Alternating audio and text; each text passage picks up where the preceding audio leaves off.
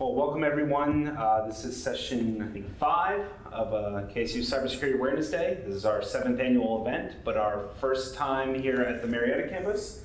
I'd like to welcome the audience here in person and joining us on KSU TV. I'd like to introduce Mr. James Edge, who's a penetration testing specialist in the Experius Information Security Center of Expertise, or COE. He has over 14 years of information technology and security experience with a background in state government, financial services, and private sector aviation and energy industries.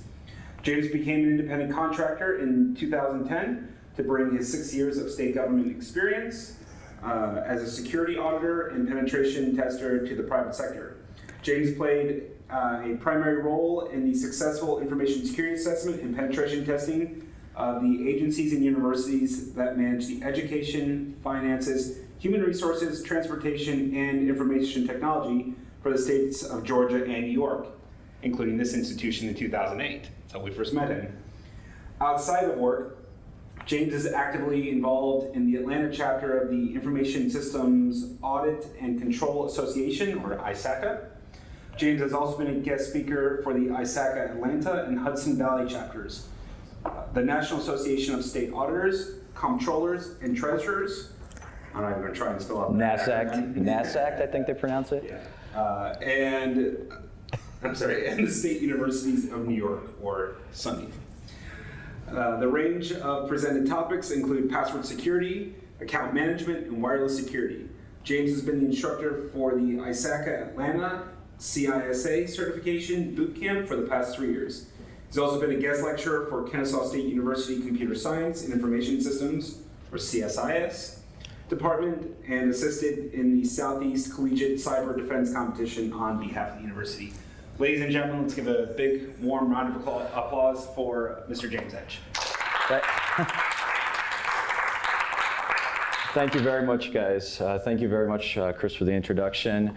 So, I'm actually pretty excited to be speaking on this particular day at this particular time as we get into these slides. But my talk today, can you guys all hear me very well? Because, I'll have to stand in front of the laptop because I don't have a clicker. My corporate laptop only has 2 USB ports. It's a wonderful thing, and I forgot a hub. Okay, so you can hear me well. And I'll have to be based around here to advance the slides. But, title of the topic, Back to the Future with Information Security, How Embedded Devices Have Turned Back the Clock. Chris went over a little bit about my background. I'll rehash some of it, go into a little more detail, but I am a pen tester with Experius. They're a division of Manpower Group. Manpower, they're butts and seats organization for temporary employees, global organization. They happen to buy Jefferson Wells, if there's anybody that knows anything about auditing in the room. Bought a couple other smaller companies, put them together, formed Experius, and I'm a consultant with them full-time. And when it comes to pen testing, I've done all of it. From the mundane to the really fun, skulking around in a cemetery, climbing a barbed wire fence in the middle of the night to break into a data center type stuff. So they let me have fun with this job. The reason this talk, or how this talk came together, actually comes from a pen test that I was on earlier this year, where I discovered a device that had a very serious vulnerability, and it gets right into embedded security and details of this talk. And there'll actually be a demonstration with that same exact device in the testing and the methodology that I used to compromise that device. Also, that particular vulnerability is not published anywhere. You guys are the first people to hear about it, outside of the vendor who has failed to respond to me. So, but I've worked at General Electric before, and like I mentioned before, I've been an auditor for Georgia and the states of New York, doing pen tests against various state agencies. And as you mentioned, in 2008, I happened to do the assessments of Kennesaw State University, which doesn't seem like that long ago, but time flies. So that's me. So getting into the agenda, again, I'm going to get into a little bit of history about embedded devices, what they are, where we are with them today, talk about embedded devices in the news, talk about the sexy items in the news and the less, more mundane, but actually more important and more serious, because I'll get into SOHO devices. That'll be part of this demonstration. I can't afford to buy a car to hack into, or any type of medical device or industrial control system. So we'll just have to deal with everyday commercial off-the-shelf devices. In the demonstration, I'll go through actual firmware analysis, demonstrate the authentication bypass of this particular device, and we'll discuss the impact of that device. We'll even go out to the internet and show you how to identify those devices that are out there, and you'll be able to realize the seriousness of these issues that exist. And then another fun one, I just happen to have a particular device I use in the house to monitor my children, and I just took a look at the device and then did a search on the internet and realized, wow,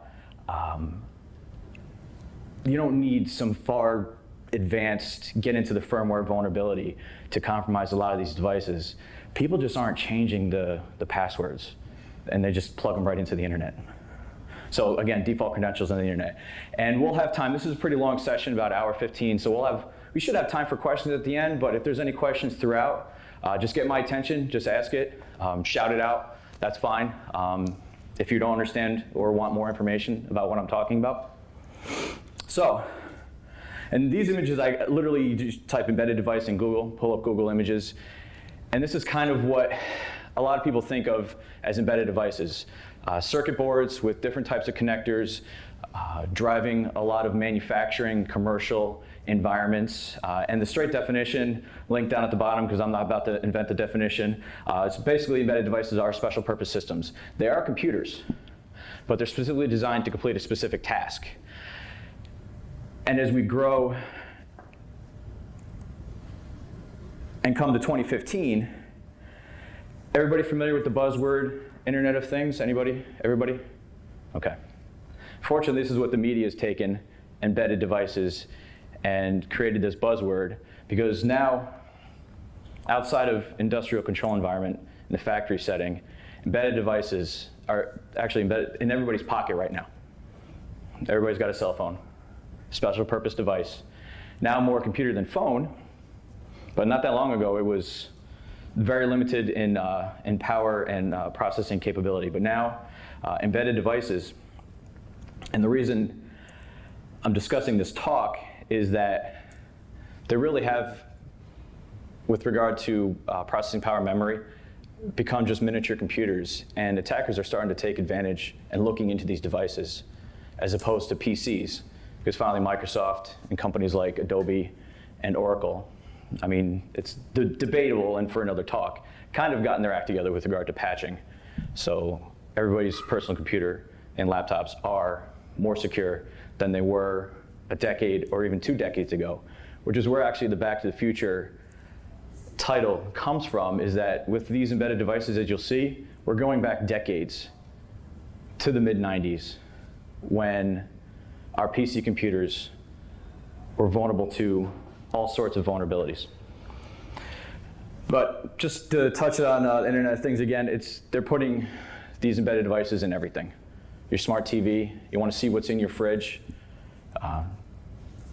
smart fridges, the Nest home thermostat to control your home environment, home climate from your cell phone, control your light bulbs, control what's cooking in the oven, get notifications on Twitter when your laundry is done.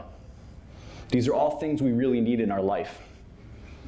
At least that's what they're trying to tell us. And they are neat and do make our lives easier. But there's huge problems associated with these devices. And in this talk, we're going to take a step back to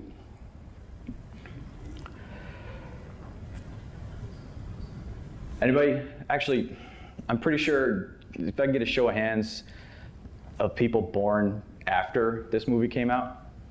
And if you know, this is Back to the Future 2. It actually came out in 1989. In time we got.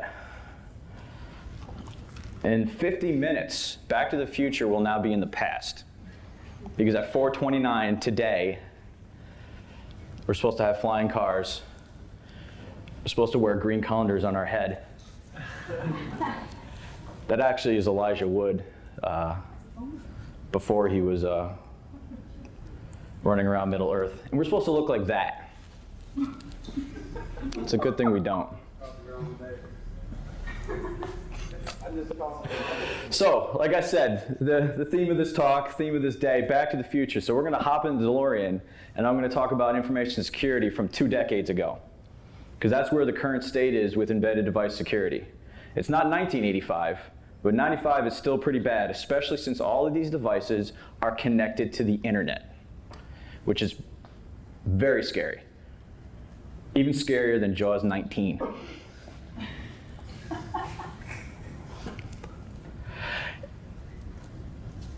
We went over my experience, but you don't have to believe me. Anybody familiar with Bruce Schneier in information security? He's a god. And he wrote an article in January 2014, first appeared in Wired, and then appeared on his blog.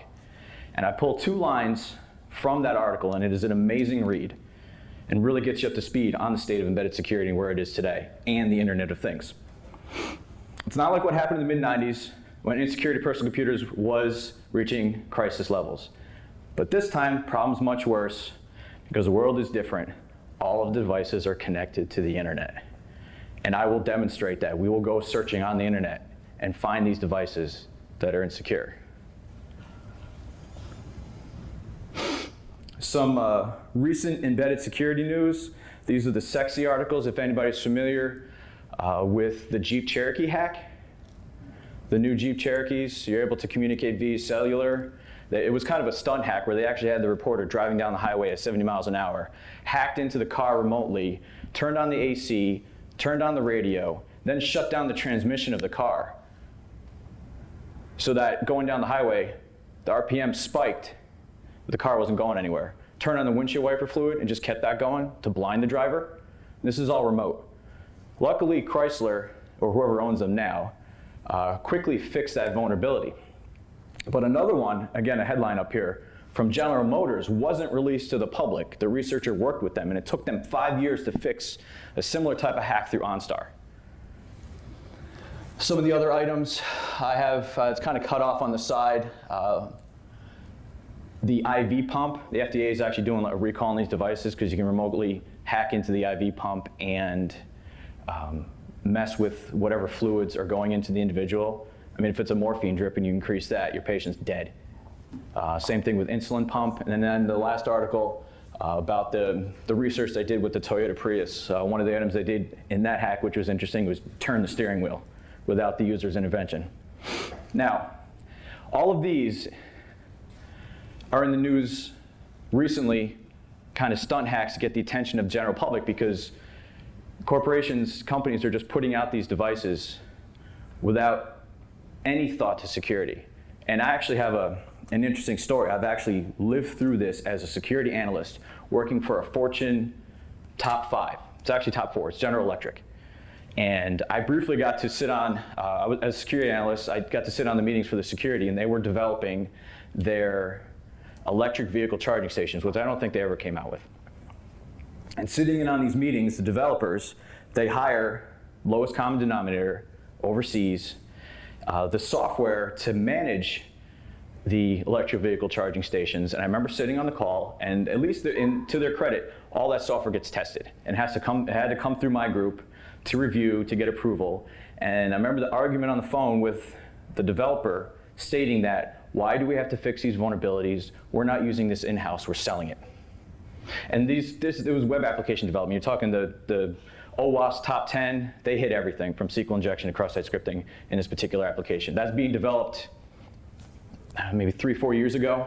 So recent history, still being developed, poorly secured, without thought to security. Same thing with all the devices out there. Same thing with the SOHO devices, small office, home office that I'll be going over, your routers and your switches, all of them are in your home. Everybody has one between them and the internet. It's provided by your internet service provider. All these devices using common chipsets developed, low margins, developed inexpensively, then somebody comes and packages that into a device, slaps an outdated operating system on it, outdated software, and then they ship that to the people that actually stick their name on it. The Netgears, the Linksys, the Belkins of the world. And they, in turn, take that and write horrible software on top of it, providing features, because everybody wants features to be able to do X, Y, Z at home, You want to have the fastest wireless at home. So through the whole chain, there's a failure. And in that breakdown, you'll see upcoming slides how bad it really is. So getting to the small office, home office, talking about the things between you and the internet, also your wireless access points, routers, security cameras, VPN appliances, your cable modems. A couple sample images up there. Anybody familiar with the Linksys WRT54G? Very popular device.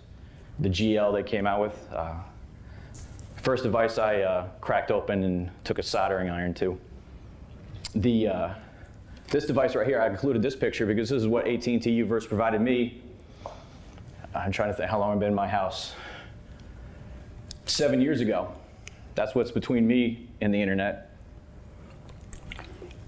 And I don't know what's running on it because I don't want to void the warranty, get in trouble, and lose my internet. So some of the issues that I touched on, a lot of these devices do run Linux, usually an outdated version. Same thing with the software that runs on it. If it's running file sharing services or providing SSL security. A lot of times with these chipsets, they're outside of the open source components, there's binary blobs, and nobody knows what that code is, or the entire firmware image itself is just a binary blob. Some of the embedded web services that you'll see, Allegro and Go-Ahead, these aren't the common Apache, Nginx, IIS that you see on the internet. The thing with these devices, they may have more processing power than 20 years ago in 95, but the real restriction actually is the storage space. Computers in the late 90s, I know I had one, I had a gigabyte hard drive.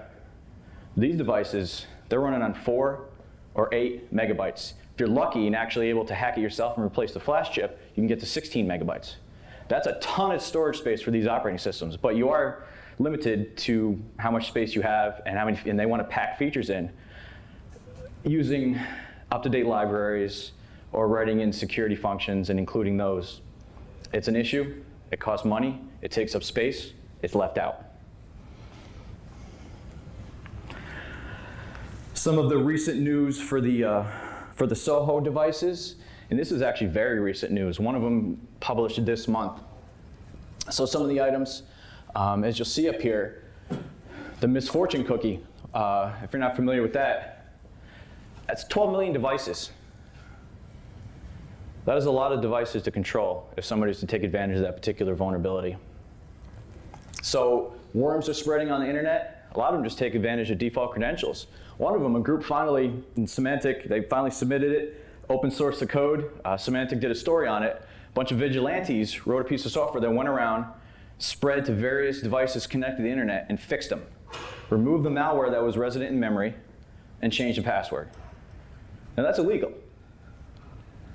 Unfortunately, it's something that's needed because, like I said, it was removing malware. People use these devices now and using the processing computing power because you talk about millions of devices, talk about Bitcoin mining, spam, all the things that nefarious people do on the internet, they're doing through your router instead of compromising your PC because you didn't change your password. Or the company itself, as we'll see in the demonstration, failed to do any form of security to protect the device. Now, outside of the headlines, I went and looked at packetstormsecurity.org, where they list vulnerabilities for the last 2 weeks. Just the last 2 weeks, yesterday to 2 weeks before, and I pulled out each disclosure just for small office, home office devices. And these are some of the headlines. Path traversal, backdoor accounts, command injection, code execution, path traversal, arbitrary file disclosure, authentication bypass, information disclosure, CSRF, another authentication bypass. This is just within the last 2 weeks that people have disclosed. Yes? What was the site? PacketStormSecurity. .com? .org and .com. It's an aggregate site for news. People publish vulnerabilities. People publish tools. I actually go there to see what new tools are out there for me to use in my penetration test. Also, they store tools. If a tool that hasn't been used in a long time and I need to grab it from somewhere and the original site's down, they host it. So with these devices, we're talking about authentication bypass, default or embedded passwords, directory traversal, CSRF, cross-site request forgery, command injection, code execution, and one of the ones not listed in the headlines, but you'll see also is cross-site scripting. These are pretty serious vulnerabilities. This is your device between you and the internet. This is a device protecting your business. This is your commercial off-the-shelf firewall, VPN appliance, wireless access point. Networking equipment is pretty important in the environment. If that gets compromised, essentially your entire network's compromised. So on to the actual demonstration. First, I'm going to talk about just the toolkit I use, just simple web browser. I prefer Firefox. That's because I can use the Firebug plugin with it. Use a proxy between the browser and the actual device I'm testing. In this particular case, I use Burp Suite. I usually use Burp Pro, but on this laptop I didn't have the license, so I'll just be using the free version. Briefly show a firmware analysis tool written by a very smart individual. We'll go over the device itself, talk about the firmware. So the device I'll be talking about is from D-Link. It's their DIR-130.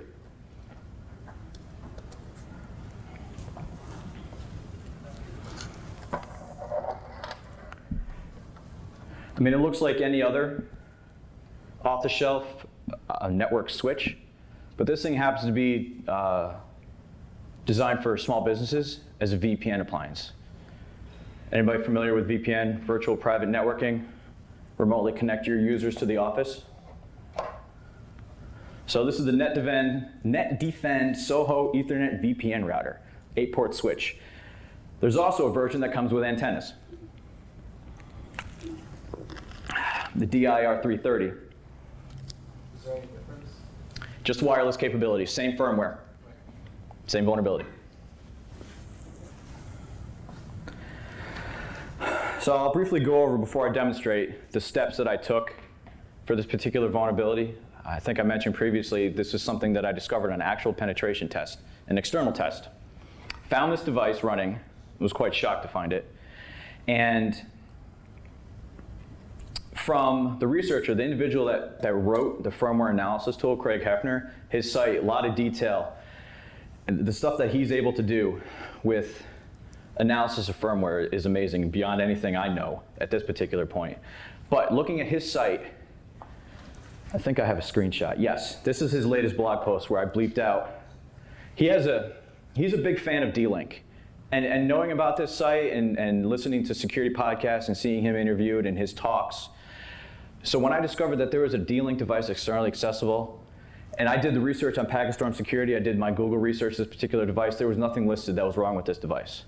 But it was D-Link. And knowing and reading the blogs from Craig Hefner and his site, there's got to be something wrong with this device. So I started taking a look at it. I went and obtained the firmware off of D-Link support site, and using Craig's tool, Binwalk, I was able to extract the file system. It's a regular Linux file system. And with that file system, I could see the entire web infrastructure for that site, because I was just hitting a login page. But now I know all the names of all the files behind it. So I just fired up a browser, had a proxy between me and the browser, and was just hitting each site and seeing what was happening. And as I was going through it, running different tests, I noticed that for some of those pages, I was getting a 200 OK back instead of a 302 redirect back to the login page. And I started looking at them like, wait, these are the actual pages coming up now. Somehow, it's letting me access those pages. And with your proxy tool, you're able to keep track of each link that you visited. So I went back through and replayed what was going on. And I found the most ridiculously insane, simple authentication bypass. I'm surprised this, again, you guys are the first people hearing about it.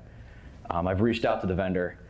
I'm surprised if nobody's discovered this and nobody's telling anybody, because this is ridiculously simple, this vulnerability, as I'll demonstrate now.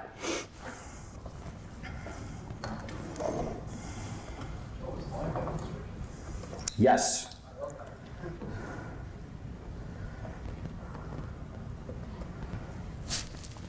So this is the login page when you see, and this was, for me in this particular test, it's on the inside of the device.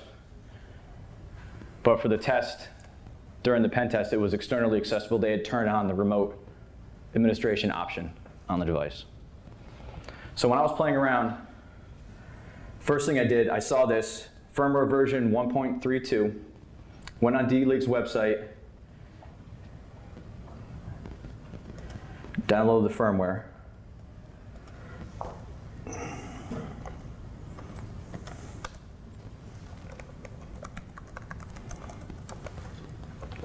I just happen to be running the latest version of Kali Linux on my device. Any Linux operating system will do. I've already installed binwalk to cut down on time. I've already downloaded the firmware.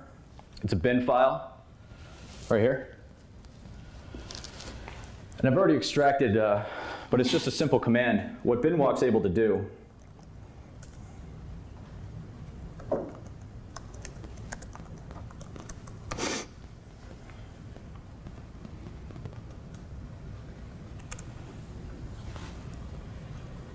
some of it's cut off.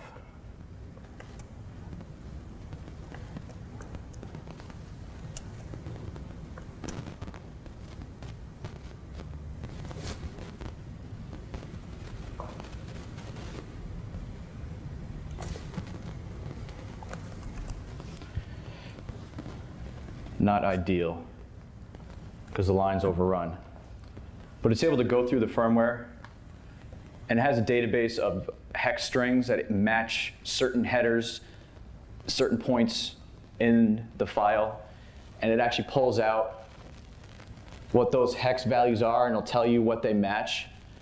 That this file is gzip compressed. It uses the CramFS file system. It's a little Edian. TRX firmware header. One of the other things you can do,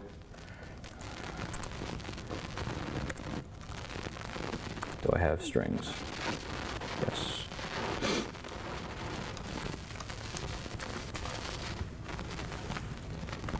Yeah, you'd have to, this is the first time running it on this particular file. It's compressed. Oh, okay, never.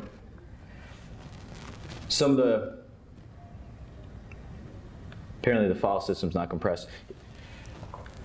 I just did a strings command where I said anything that's English, that's over 10 characters, spit to the screen that's in that file. So you can see that there's these are all the files, the web files, libraries, just the file names of all the files that exist. So if you do a binwalk, just E for extract, it'll spit out the file system, which I've already done.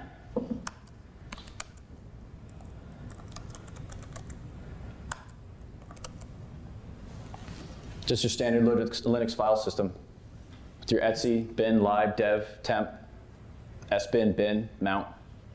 Standard Linux file system. The one I cared about was www.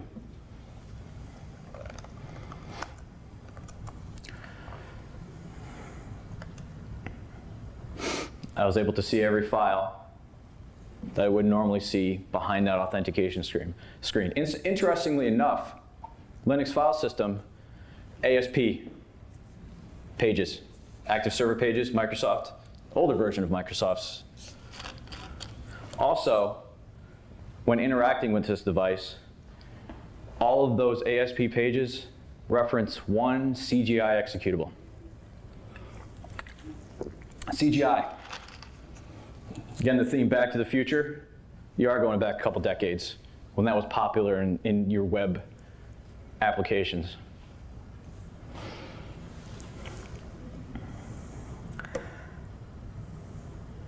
So I fired up my web browser.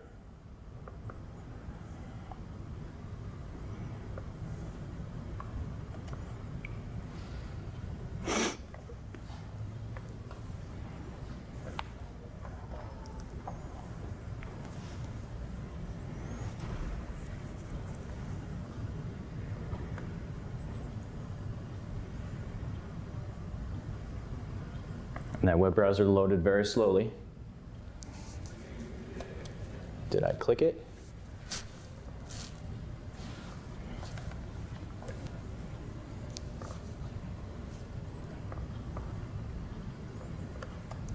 And that was the wrong button to hit. Okay. Is there, I guess, before I jump in further in the demonstration, any of this information, just to gauge the audience, are you guys all students of information security? Computer science. Computer science? Yeah. So you're learning to develop? Learn to develop the right way and securely. I was actually part of, when I worked at GE, part of the system development lifecycle process. And you need to get security in at the first stage in development for it to be effective. You can't strap it on at the end. Anybody interested in embedded devices programming? Did they teach that here? I think they have a little bit. Okay. When I went to college, they only had computer science at the time. Not a lot of schools even had information systems or information technology, which I ended up getting my degree in. Now, Kennesaw is one of them actually teaching security. So it's good to see, hopefully security is involved in that class.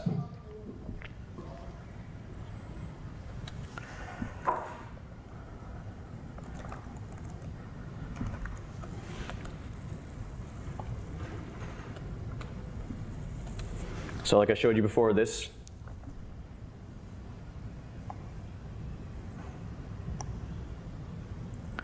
copyright 2008. I think the last time the firmware was updated, I think, was 2010.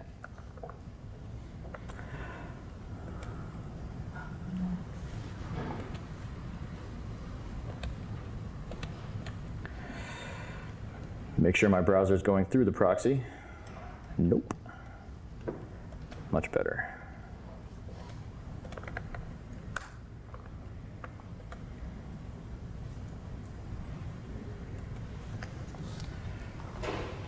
You guys familiar with the proxy? It's a common tool in web application testing, especially for manual testing. It sits between your browser and the web application you're testing. You're able to intercept and manipulate traffic in various ways to try to get the application to break. And that was one of the things I was doing with this particular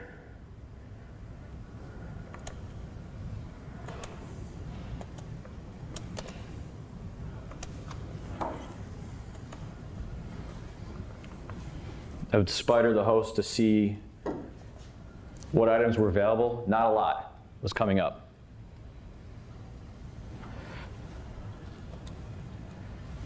Got the login page, some JavaScript, and then apply.cgi, which is what, when you make a configuration change to the device through the web interface, all of it references that apply.cgi.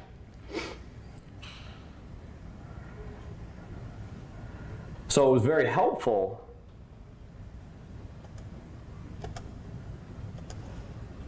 to know that there was this many files behind the scenes. And I started trying each one. I was running some vulnerability checks against it.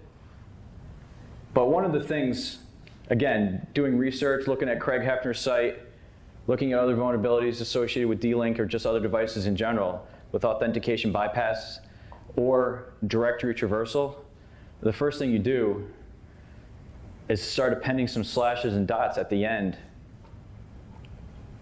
of the pages before you submit them and see what happens.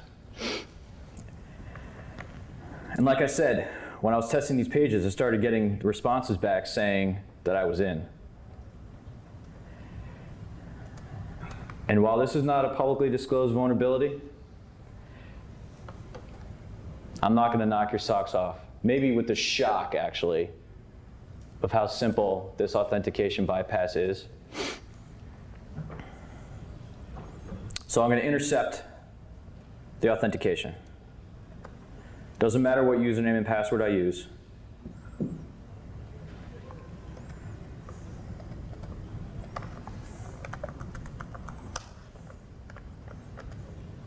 So I intercept this page.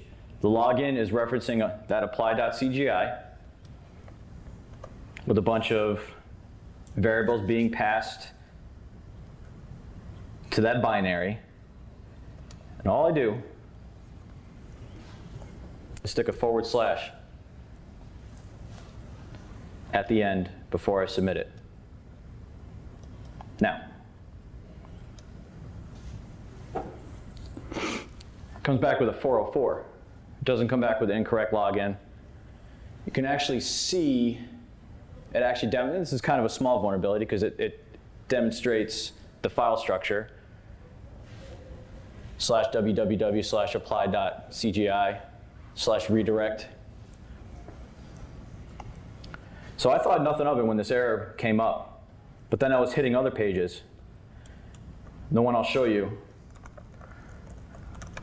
tools.admin.asp.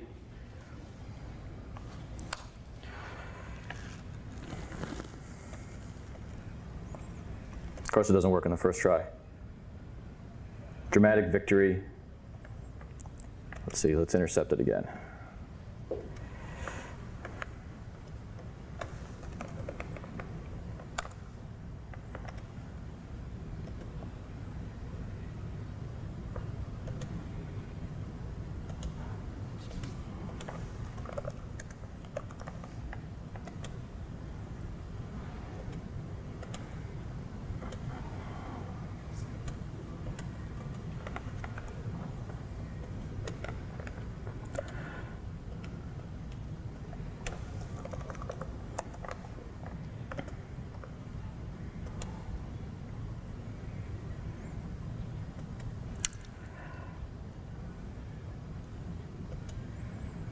That's why it was screwing up. The spider's still running. It was hitting other pages. Let's stop that. The spider got in the way of my first test. I mean, that's the admin page. You can access any of the pages knowing what the URL is. And again, we extracted all the pages from the binary, from the firmware. You can just change the password. But in this particular case, there's a second vulnerability. You don't have to change the password. Again, with the authentication bypass, you can get to any page, but I guess it would be nice to be legitimate. Bringing up the HTML behind what you just saw.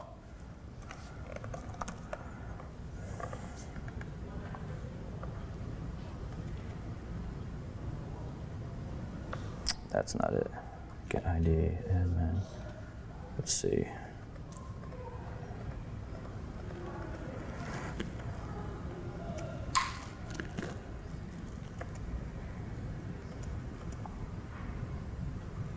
There we go.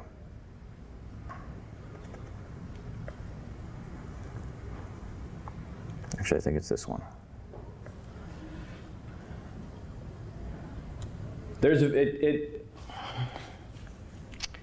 for some reason, you only have two fields to actually set a new password and to confirm the password. What's actually in this box right here is the actual password. It's hidden because these are HTML password fields, but there's actual value behind the scenes. And anybody familiar with base 64 encoding? I mean, for one thing, it's not encryption.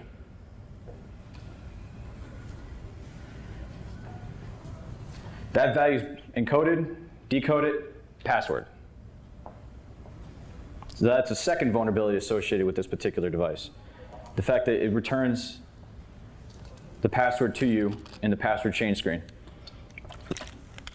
So, more demonstration time. Let's hope this works. I just wrote a quick bash script.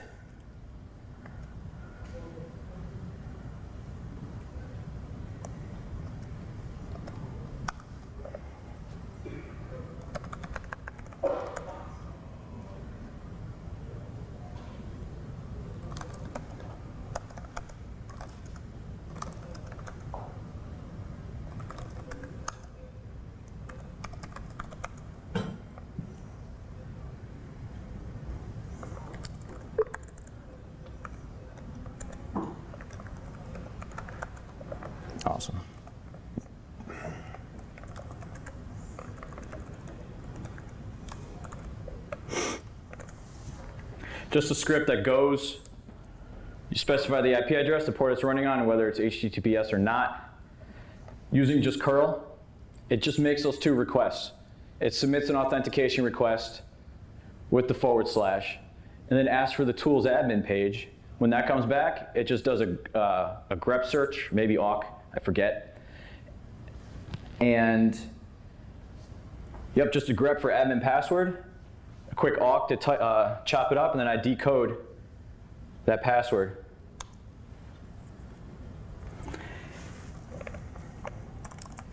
And I was messing around with the script.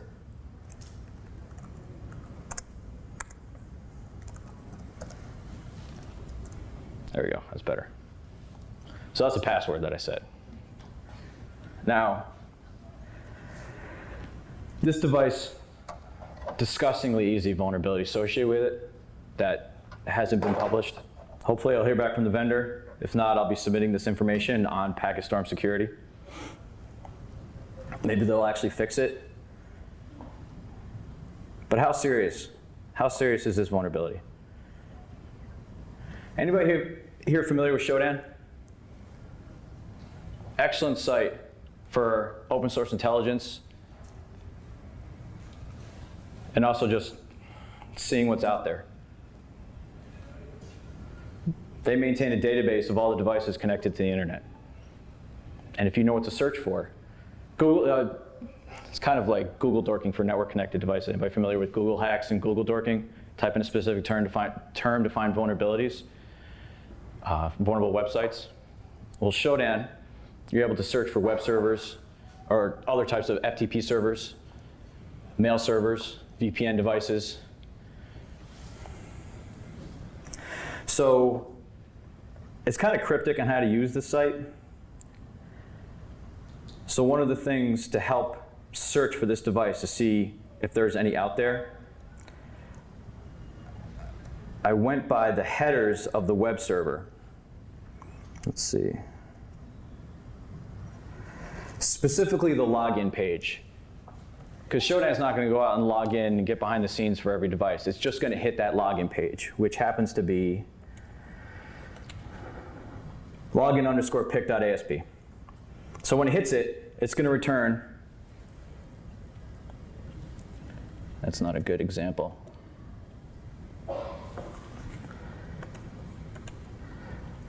Let me log out.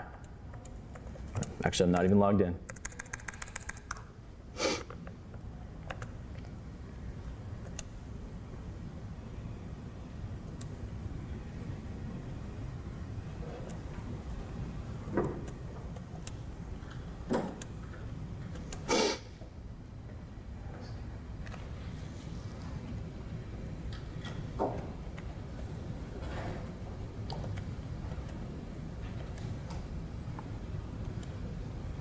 Some of the things to look for.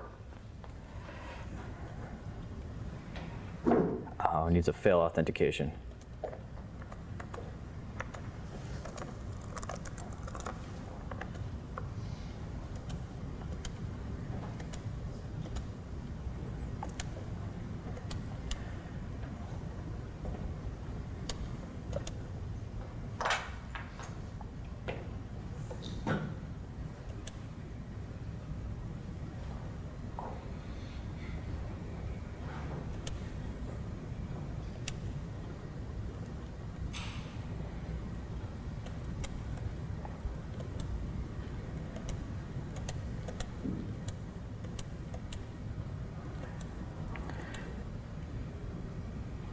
Okay, this part of the demonstration isn't working, but luckily, I've already done the research on this.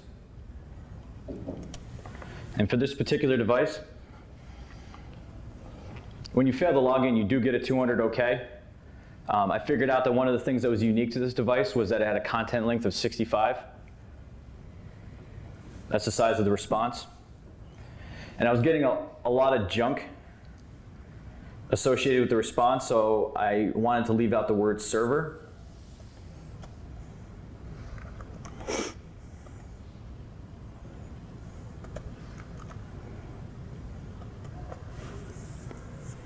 So if you search Shodan for this,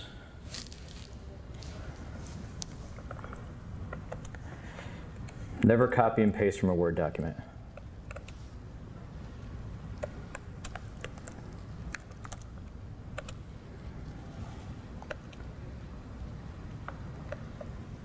You gotta be kidding me.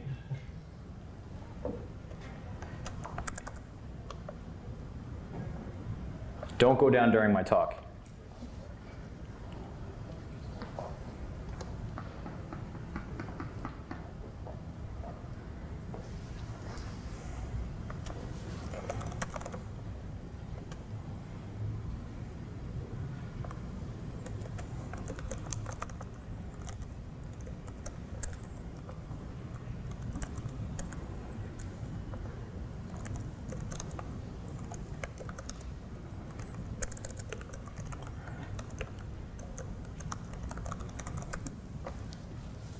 Okay. So here's the scary part. These are the ones that are remotely accessible right now. So in the United States, there's 567. Russia, there's 343.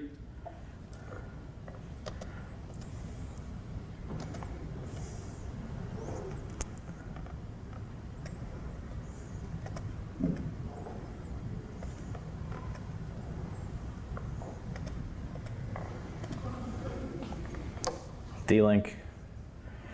Oh, this one has SSL encryption enabled. So does this one. They're secure. This one has CAPTCHA.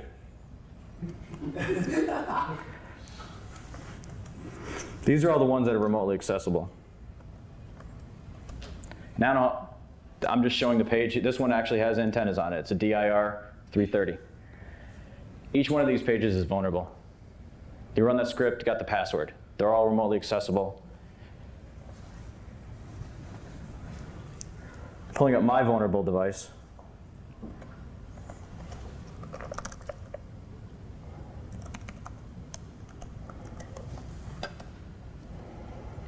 And this is why this device is, to me, a little bit scarier than other ones. It's a VPN. You get admin access, you get all the details of their VPN. Then you connect to them. You're on their network. If VPN's not on, turn it on. Connect to their network.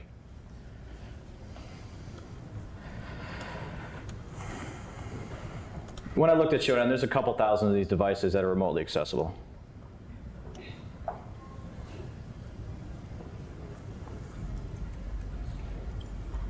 So hopefully, there was no rocket science in discovering that vulnerability either. Just had to take a look at that particular device. Know how to search for it on Showdown.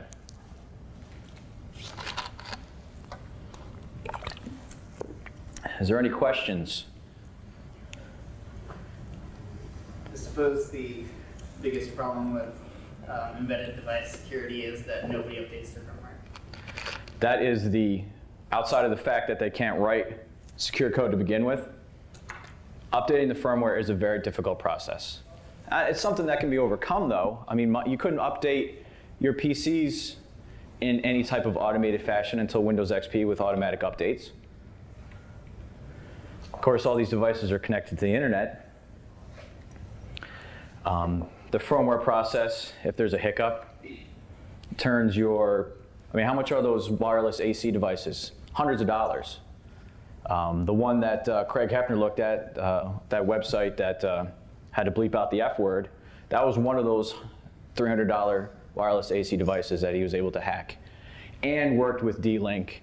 They produced a fix. It didn't fix anything, and that was why it was the ridiculous bleep, because they couldn't fix the issue. Now imagine this plugged into everything we own, having a device like this. Chris? So, okay, unless someone's specifically targeting you, right? So you have this device, either your home network or you have a small business network, or God forbid you have an enterprise network hooked up to this device. What's the payoff? Like you had mentioned things like Bitcoin harvesting and things of that nature. Is that where nefarious actors are going to use this system for? Yeah, they're not going to. In the home space, Yeah, they're going to use your processing power. They're going to use your device for distributed denial of service attacks. They're going to use the processing power, though way more limited than a regular PC still. And that's going to affect the life of your device as it overheats. In this particular instance, for a small business device, this is breaking into the actual business network, this VPN appliance, which I think is, the risk is greater, getting right on the network. Do you have a question? Yeah, have you tried this out with any other dealing devices? No, I have not. And this actually came up just because it was a penetration test. When I notified the company, they actually didn't have the VPN turned on, so I don't even know why they were using it. But they took the device offline. It actually was in the IP space I was supposed to test, but it was a third-party company, so I wouldn't even been able to get into the network if I was able to turn the VPN on. So from that point, I just went on eBay for 15 bucks. I bought the device to do the testing.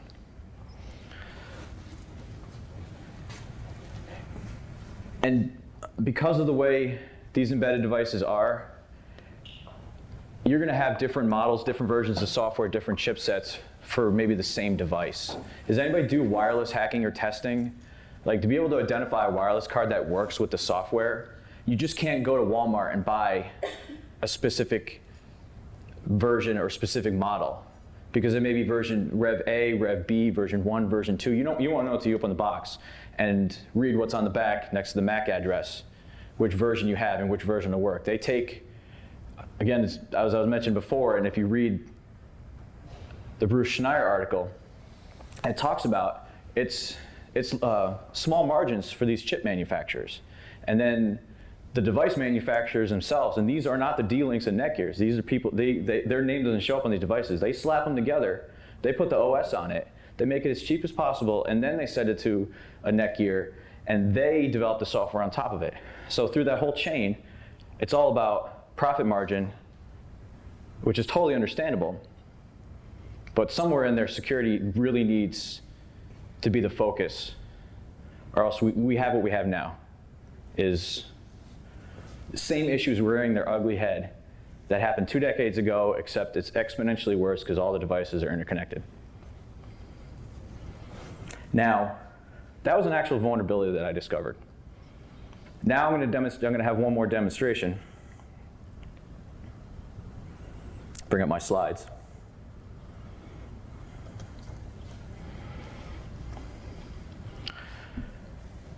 This is just something I was curious about. I have a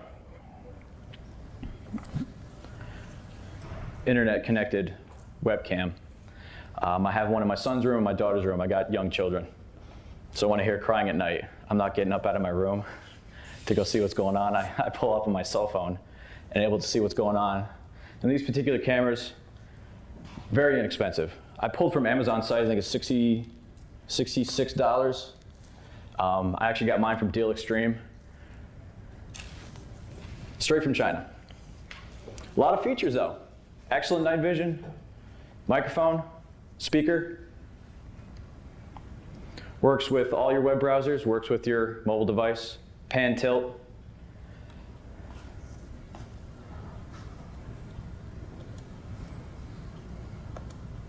Say hi.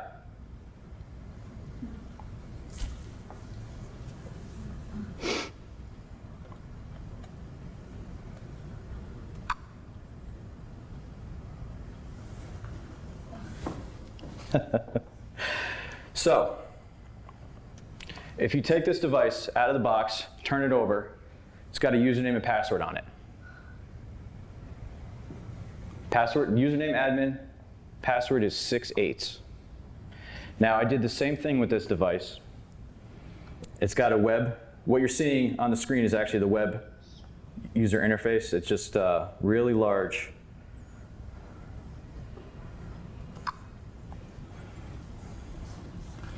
It's got recording capabilities, either through the browser to the laptop that you're connecting to, or straight to the device through an SD card.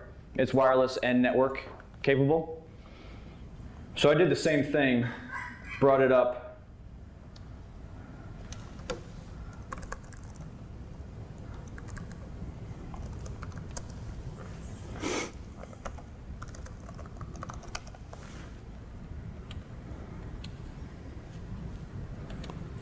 And through the proxy was able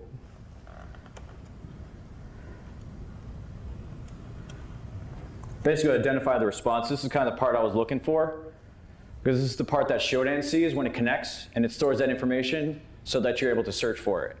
And in this particular response, I'm able to see what the web server is. It's a go-ahead, which makes embedded web servers, commercial company.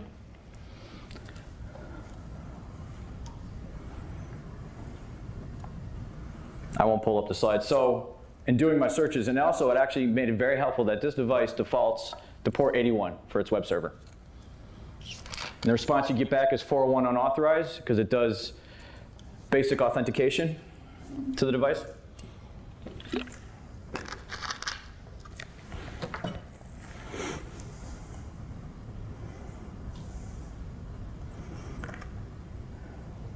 I actually did the search earlier to make sure I had the screen up. This device is popular in China.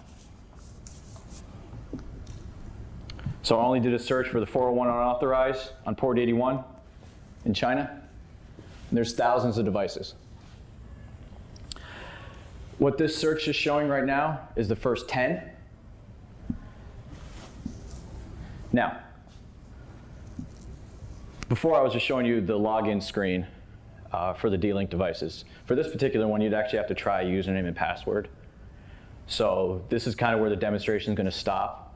I happen to know this guy named Bob, and Bob helped me out here. He actually went and checked the 10 that came up on the screen and found 6 of them from the first 10 listed with that default password.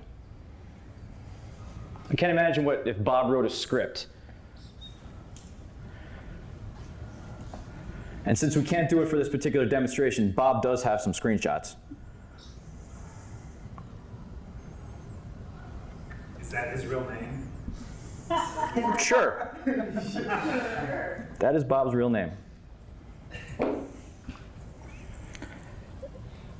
Just a couple screenshots. Now these are branded ESCam. This one happens to be branded StarCam. It's the same device, same hardware and software. So Bob took a look at this earlier today, grabbed this screenshot.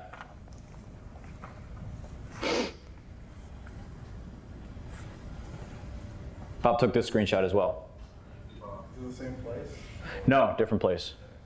Bob said it was one of the 6 from the first page. The interesting thing, it is a full-featured device. If Bob wanted to, he can turn on the microphone. He could turn on the speaker and start yelling at them. They wouldn't understand because Bob would be speaking English. And they may not understand English because it's in China. Also, these cameras record everything that's going on. They have internal SD cards. So if you want to see what the store looks like when it's pitch black at night, you can download those files.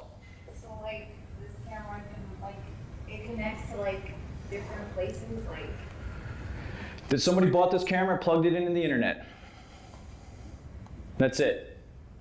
It's available via the internet. You don't have to have it available by the internet, but just doing that search from that one site, Shodan, you're finding all the ones that are connected. And these are the ones where people didn't change the password. And of course, it spans different companies that sell this product. Mine's SCAM. I don't know who they get these devices from, but StarCam is another company that sells it. Same username and password. Same software. Same user interface. There's thousands of these devices. That's just China, because I didn't want to show the ones that are available in the United States. And I was just curious. I mean, that's scary. And that's how those internet worms spread. They're using default credentials. So it's not even about vulnerabilities yet, at least in general public. That's being reported in the mainstream.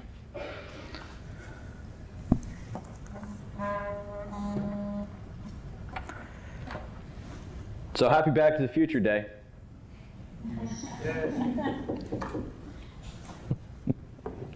So if you guys have any questions, feel free to email me, especially if you want to delve into this to yourself. Use the bin walk tool, especially for the people that maybe take the embedded hardware class.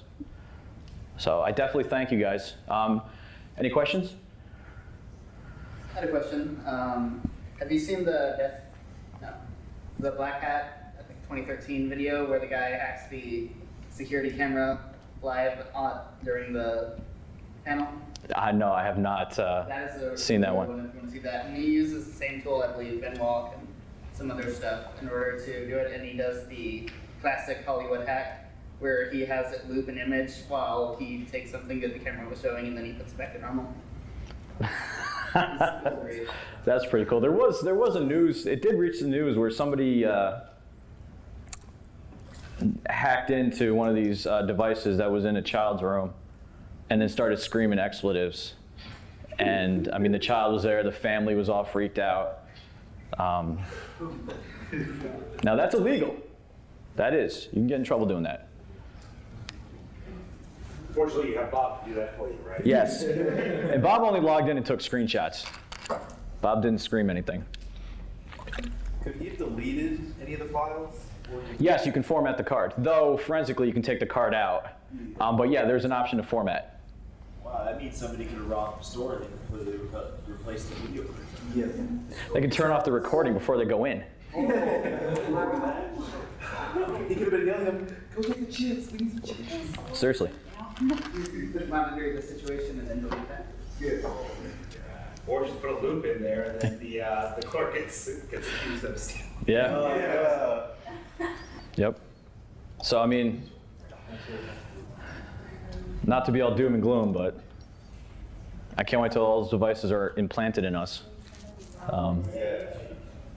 So, I really thank you guys.